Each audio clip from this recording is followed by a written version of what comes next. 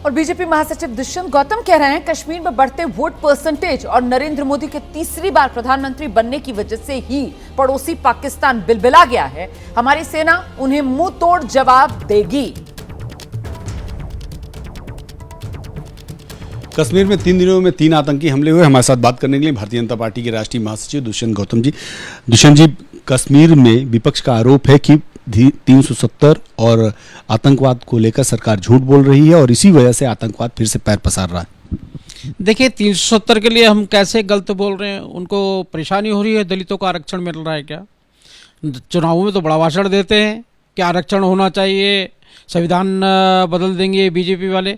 और वहाँ पे जो दलित थे, जो बेचारे डॉक्टर इंजीनियर बने, उनको सफाई कर्मचारी की नौकरी मिलती थी, जिसके कारण आरक्षण नहीं मिल रहा था। आज दलितों को आरक्षण मिल रहा, तो तकलीफ है ये क्या उनको? और जहाँ तक बात करते हैं वहाँ के आतंकवाद की बात करते हैं, आप आतंकवाद वहाँ ख़त्म नहीं हुआ है क्या? इनको मालूम नहीं है? देखे गए किस प्रकार से वहाँ पे मुख्य आतंकवादी आकर मनमोहन सिंह के यहाँ पर बिरयानी खाने का काम करता था, वहाँ पे बैठा करते थे, गप्पे मारा करते थे। 3 दिन में जो घटनाएं हो रही हैं उससे आपको लगता नहीं कि कश्मीर को डिस्टर्ब करने की कोशिश हो रही है? कोशिश हो रही है पूरी। ये पाकिस्तान की घबराहट है, जो दिल्ली हिंदुस्तान के अंदर जो लोकतंत्र बहाल हुआ है और जहां कश्मीर के अंदर 50% से ऊपर की पोलिंग पहली बार इतिहास में हुई है। पहले 8, 9, 10% हुआ करते थे, आज 50-60% पोलिंग वहाँ पर हो रही है। वहाँ पे आवाम लौट रहा है, वहाँ शांति है, अमन चैन है। जहाँ लाल चौक पे पाकिस्तान का झंडा फहराया जाता था, आज तिरंगा झंडा फहराया जाता है। टूरिस्ट वहाँ पे पहले से दुगना हुआ है। कॉलेज स्कूल खुल गए हैं, बच्चों के हाथ में पत्थर की जगह लैपटॉप आ चुके हैं। आज जिस प्रकार का वातावरण वहाँ पर बन रहा है, पाकिस्तान की घबराहट है कि उनके यहाँ पर तो लोग कटोरा लेके घूम रहे हैं, खाने के लिए रोटी नहीं है उनके पास। सीधे ग्राउंड पर आपको लेकर चलेंगे। 2 सहयोगी इस वक्त हमारे साथ मौजूद हैं, नीरज पांडे और साथ ही जैनेंद्र कुमार हमारे साथ मौजूद हैं। और जैनेंद्र के साथ कांग्रेस सांसद इमरान प्रतापगढ़ी मौजूद हैं। कांग्रेस के नेता का पहले रुख करते हैं, जैनेंद्र के पास चलते हैं और जरा जानते हैं जैनेंद्र से कि जो बीजेपी कह रही है कि जम्मू कश्मीर में ये जो 3 दिन में 3 आतंकवादी हमले, दरअसल लोकतंत्र की जो जीत हुई है जम्मू कश्मीर में, उससे पाकिस्तान बिलबिला रहा है और सेना अपना काम कर रही है, मुंहतोड़ जवाब आतंकवाद को दे रही है। ऐसे में कांग्रेस राजनीति क्यों कर रही है, ये सवाल बीजेपी पूछ रही है। जैनेंद्र,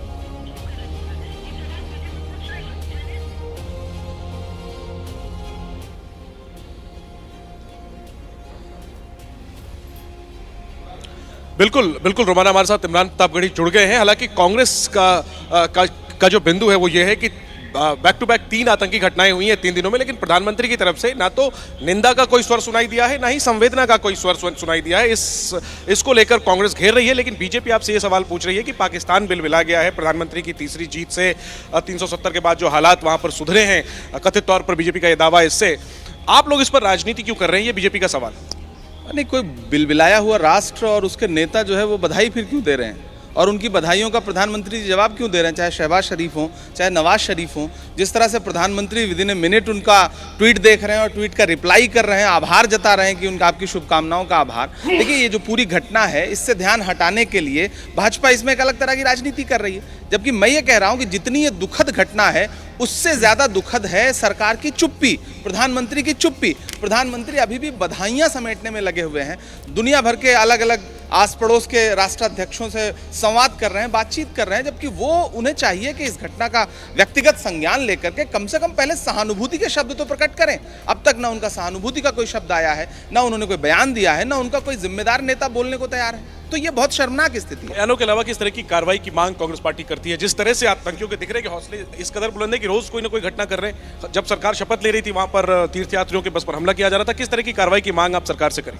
देखिए, सबसे पहली बात तो भारतीय जनता पार्टी जिस नॉर्मलसी की बात करती है, ये उसकी पोल खोलने वाला और उसकी सच्चाई बताने वाली स्थिति है कि भाजपा जिस नॉर्मलसी की बात कर रही थी, वो नॉर्मलसी बिल्कुल वहाँ पर नहीं है। और एक के बाद 3 घटनाएं जो सामने आई हैं, तो पहले सरकार इस बात को स्वीकार करे कि नॉर्मलसी नहीं है। जो नॉर्मलसी वो दुनिया को दिखाना चाहते हैं, देश को दिखाना चाहते हैं, वो झूठी है। और उसके बाद सख्त से सख्त कार्रवाई करें। इसे टॉलरेट कैसे कर सकते हैं? इस पर चुप कैसे रह सकती है सरकार? बिल्कुल सुना आपने रोमाना, जो तथाकथित चुप्पी है उसको लेकर कांग्रेस सवाल पूछ रही है। और ये तो पूछ रही है कि 370 के बाद अगर हालात सुधर गए तो ये फिर क्या हो रहा है। बहुत शुक्रिया आपका जैनेंद्र इस तमाम जानकारी के लिए। और आइए जरा जल्दी से नीरज, आपको मेरी आवाज मिल रही है क्या?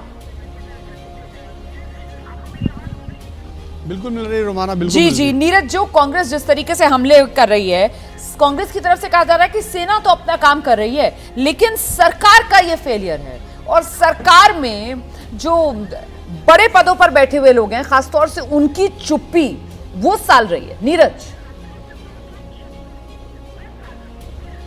देखिए, कांग्रेस का काम ही सवाल खड़ा करना है। खैर वो विपक्ष है, वो अपने उनकी बातें अपनी रख सकते हैं, लेकिन भारतीय जनता पार्टी के जो हमारे राष्ट्रीय महासचिव हैं दुष्यंत गौतम, उनसे हमारी बात हुई तो उनका साफ कहना है कि सेना अपना काम कर रही है और सेना के काम में हम हस्तक्षेप नहीं करते हैं। प्रशासन अपने तरीके से वहाँ पर इन सब चीज़ों से लड़ने की कोशिश कर रहा है और दरअसल ये नरेंद्र मोदी तीसरी बार जो प्रधानमंत्री बने हैं तो उसकी बौखलाहट के चलते पाकिस्तान स्पॉन्सर्ड ये आतंकवाद है जिसको लेकर ये लोग वहाँ डिस्टर्ब करना चाहते हैं। लेकिन मानना है उनका कि सरकार और सेना दोनों इस बात को लेकर प्रतिबद्ध हैं कि किसी भी तरह का आतंकवाद बर्दाश्त नहीं किया जाएगा और वहाँ पर जो भी ज़रूरी कार्रवाई होगी वो की जाएगी। और आज भी सेना और आतंकियों के बीच में लगातार मुठभेड़ जारी है। तो इससे एक बात पता चलती है, एक आतंकी मारा भी गया और एक गिरफ्तार हुआ है। तो इससे एक बात तो पता चलती है कि सरकार और सेना लगातार अपना काम करे। ये बात सही है कि बहुत बार मैं भी जम्मू कश्मीर गया हूँ, इस समय हालात में बदलाव तो आए हैं, बहुत सारे बदलाव हुए हैं,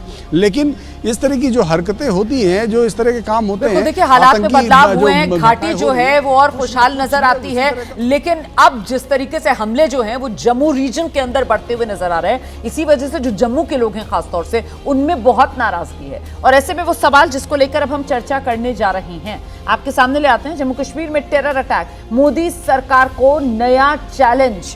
ये खासतौर से जो जम्मू रीजन है वहां पर पिछले कुछ समय से जो अटैक्स बढ़े हैं, ये एक नया मोर्चा खुलता हुआ नजर आ रहा है। देखिए, दो चीज़ें हैं। पहला तो तीर्थयात्रियों पे अभी हमला नहीं होता था, पहली बार तीर्थयात्रियों पे हमला हुआ। दूसरा, उसकी जो तारीख है, तारीख का चयन भी ऐसे समय पर किया गया है जब भारत में नई सरकार का शपथ ग्रहण हो रहा था। तो स्वाभाविक तौर पे कहीं ना कहीं आंतरिक सुरक्षा को चैलेंज करने की कोशिश की गई है। और जम्मू कश्मीर के विषय पे मेरा व्यक्तिगत मत ये है कि उस पर राजनीति नहीं होनी चाहिए, क्योंकि ये संवेदनशील मसला है और आतंकवाद के मसले पे राजनीति करने की बजाय सत्ता पक्ष और विपक्ष को एक मंच पे खड़े रहने की ज़रूरत है, क्योंकि सीमा पार से आतंकवाद आ रहा है और सीमा पार को लेकर खासकर कांग्रेस तो विवादों से घिर चुकी है, मणिशंकर अय्यर जैसे नेताओं के कारण। तो ये राजनीति की जा रही है या विपक्ष, जैसा कि विपक्ष कहता है कि हम चुप तो नहीं रह सकते हैं, अगर कोई सुरक्षा से जुड़ा हुआ मामला है तो विपक्ष का तो काम ही है सवाल पूछना, वो सवाल पूछ रहा है, अपना काम कर रहा है। ठीक बात है, लेकिन देखिए जम्मू का जो क्षेत्र है जिसको हम लोग अभी क्या हम समझते हैं कि घाटी में ही केवल आतंकवाद होता है। जम्मू का ये जो इलाका है, कठुआ का, डोडा का, ये हमेशा से ही आतंकवादी इलाका एक तरह से, राजौरी, पुंछ, कठुआ, डोडा, और वहाँ पर हुआ। और जो बात हुई कि जिस दिन शपथ ग्रहण समारोह था उस दिन घटना हुई, तो ये आतंकवादी चाहते हैं क्योंकि उससे उनको ज़्यादा लाइमलाइट मिलती है। और ये चिंता की बात है कि आंतरिक सुरक्षा पर ये बात लगातार होती रही है, लेकिन हमेशा ये बात की जाती है कि जब भी राष्ट्रीय सुरक्षा का मसला हो तो विपक्षी दलों को ये राजनीति करने की बजाय सरकार के साथ और देश के साथ खड़ा रहना चाहिए। ये बात पुलवामा के वक्त भी हुई थी, वो सर्जिकल स्ट्राइक के वक्त भी हुई थी, और हमेशा कांग्रेस को इसका नुकसान भी उठाना पड़ा है। तो ऐसे समय में सवाल पूछना तो ठीक है, लेकिन फिर भी ये ध्यान रखना चाहिए कि सरकार के साथ और देश के साथ खड़ा रहना चाहिए, क्योंकि ये देश की सुरक्षा का मसला है। और आप इस तरह से करके एक कमजोर पक्ष रखते हैं देश का भी, तो बेहतर है कि उस पर काम करें, और चिंता तो होनी चाहिए। तो ये दो बातों का घालमेल कांग्रेस की तरफ से किया जा रहा है क्या, कि मतलब एक तरफ कांग्रेस जो है वो सरकार की घेराबंदी कर रही है, कह रही है कि साहब आपकी नाकामी है कि आतंकवादी हमले रुक नहीं रहे हैं, और साथ ही साथ वो ये कह रही है कि पाकिस्तान से अगर आप ऐसे ही रिश्ते कह रहे हैं कि हम नहीं रखेंगे, तो फिर अगर वहां के नेता बधाई संदेश दे रहे हैं तो फौरन के फौरन उनको जवाब क्यों दिया जा रहा है। ये इस तरीके की बातें करके कांग्रेस मिक्सअप कर रही है चीजों को। मुझे लगता है यही कांग्रेस की जो रणनीति है या सोच नीति है उनकी, वो मुझे लगता है उसमें यहीं पर कहीं ना कहीं सुधार करने की बहुत आवश्यकता है। देखिए, कश्मीर का मुद्दा जो है वो बहुत संवेदनशील मुद्दा है, और उस मुद्दे का राजनीतिकरण करना वो पूरे जनमानस के लिए और भारतीय जनमानस के लिए विशेष करके उसके बहुत नुकसान है।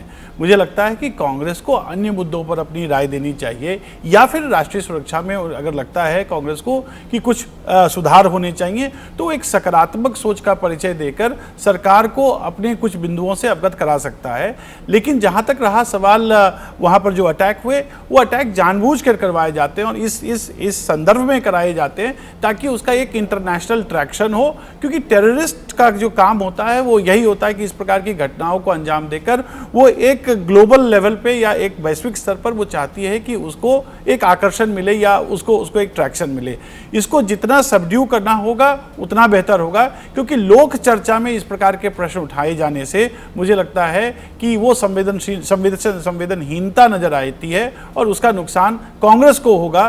वो लाभ लेने की कोशिश कर रही है, लेकिन वैसे इन हमलों के विरोध में तो आज विश्व हिंदू परिषद और बजरंग दल वो तो देश भर के अलग अलग शहरों में सड़क पर उतरा हुआ है और विरोध प्रदर्शन कर रहा है, और दिल्ली में तो बहुत नाराज थे कि हम आतंकवाद का पुतला जला रहे हैं और दिल्ली पुलिस के लोगों ने कर्मियों ने हमारे ही लोगों को डिटेन कर लिया है। आइए केजरीवाल जी, ये भी गलत हो रहा है? बिल्कुल, मैं चंद्रचूड़ जी की बात से बिल्कुल असहमत हूं।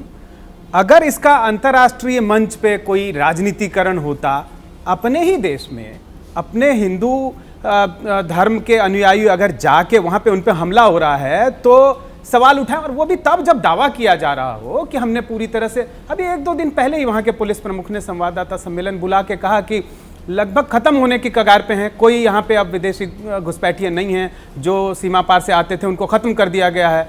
वैसे में अगर हमला होता, और ये पहली बार नहीं है, जैसे राकेश शुक्ला जी कह रहे थे, अभी 2017 में भी ऐसे ही तीर्थ यात्रियों पे हमला हुआ था। तीर्थ यात्रियों पे हमला हो और उस सुरक्षा के मुद्दे पे विपक्ष सवाल ना उठाए, इससे कोई विदेशी ताकतें मजबूत हो जाएंगी, देश कमजोर हो जाएगा। भाजपा संघ का तो रिकॉर्ड ही रहा है कश्मीर के मुद्दे को उठाना, उनका सबसे बड़ा मुद्दा रहा है, इससे कमजोर नहीं होता। और इस बार मामला उल्टा हो गया। इस बार मामला उल्टा इस रूप में नजर आ रहा है कि कांग्रेस पार्टी कह रही है कि इतना बड़ा हमला हो गया और अभी तक सरकार की तरफ से कोई प्रतिक्रिया क्यों नहीं आ रही है। प्रधानमंत्री नरेंद्र मोदी को लेकर वो सवाल पूछ रहे हैं कि सबको बधाइयों का वो जवाब दे रहे हैं, इसकी निंदा क्यों नहीं करते? नहीं, ऐसी बात नहीं है। देखिए, कश्मीर बिल्कुल ही एक अलग मुद्दा है और उस मुद्दे को आप जो देश की जो आंतरिक राजनीति या आंतरिक जो डोमेस्टिक पॉलिटिक्स है उससे मत जोड़िए, क्योंकि बहुत वर्षों के बाद कश्मीर में चुनाव हुए। आप देखिए, कश्मीर में चुनाव हुआ, कश्मीर में स्थायित्व की तरफ है, और जहां तक सवाल ये है कि सरकार का क्लेम हो सकता है और उस क्लेम में कहीं ना कहीं सत्यता भी है। बिल्कुल, तो कुल मिलाकर राजनीतिक सवाल जवाब हैं जो इस तरीके से उठाए जा रहे हैं कश्मीर जैसे संवेदनशील मामले पर। जैसे ही घड़ी का काटा दोपहर 2:30 पे आए, बबीता जी का दिल सास बहू साजिश के लिए मचल जाए। और ये है इनकी बहू, पूरे दिन ऑफिस की टेंशन हो जाए गॉन जब ये करें अपना फेवरेट शो फ्री टाइम पे ऑन। इनकी तरह आप भी देखिए अपना फेवरेट शो अपने टाइम पर और डाउनलोड कीजिए एबीपी लाइव ऐप अपने स्मार्ट टीवी पर।